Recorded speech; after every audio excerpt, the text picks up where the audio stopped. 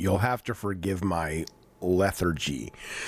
I smoked a lot of stuff last evening, and I know you're not supposed to have a hangover from that, but I always do, man. I always have some kind of... I woke up this morning and started playing a little bit more Dragon Age Veilguard that I've been playing on and off since it came out. And it's also on the weekend that Star Wars Outlaws got their big final, well, their first DLC, but their big push, their big final, big patch to make a lot of quality of life improvements and stealth improvements and combat, blah, blah, blah. And I just wanted to mention, you know, it just occurs to me that there are people who are going to be missing out on some great games. You know, maybe it's the marketing's fault. They should figure out how to push back on some of these messages. But when you look at some of the internet comments of Veilguard, Dragon Age, and Star Wars, you would be forgiven if you thought these things were messes and they were crap and they were just, you know, even though I'm progressive and I have no problem with what some people, I know the definition shifts, is calling woke.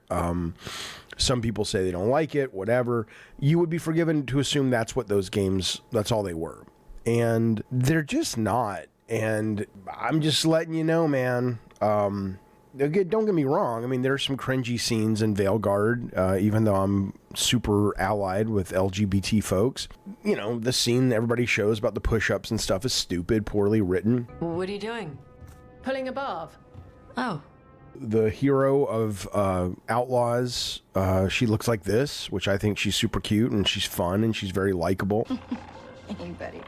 But yeah, I mean, she doesn't look like this. Sorry, but I mean, if that's what you demand, that's fine. If every female in your games has to be a fucking sex pot, or she's a dog and she's woke and she's unacceptable, hey, that's your thing. That's fine. But I will tell you, man, that if you like adventures, like when I worked on God of War, to me, it was all about what I wanted to do back then was come up with a way for the player to really feel like they were getting the back of the box promise. I remember going into a GameStop or Babbage's, I don't know what it was at the time, and the back of the Banjo-Kazooie box, this is what it said. Miles of swamp, desert, and snow, and one bear of an adventure stand in their way. And then I love Banjo-Kazooie, but when I got the game home and played it, it didn't feel like I was going on an adventure. It just felt like I was collecting a bunch of things and exploring, but it didn't deliver the promise. And so whenever I can find games that actually deliver that promise of making me feel like I've stepped into this great adventure, I'm excited. And I just want to tell you that Star Wars and Dragon Age, maybe they have some, you know, aspects that aren't perfect for you, but the idea of the games sending you on these really great adventures that are fun places to explore, neat things to see, cool enemies to fight, cool scenarios to find yourself in. I'm telling you, both of these games deliver on that. And as Black Friday rolls in and a lot of holiday deals come up, or even if you don't want to believe your old Papa Jaffe, that's fine. Sooner than later, hopefully one of these will be on Game Pass or they'll be on PlayStation Plus trial period. Don't forget them. If you like adventures in your games, if you actually feel like you're going on cool quests and cool grand experiences and stuff,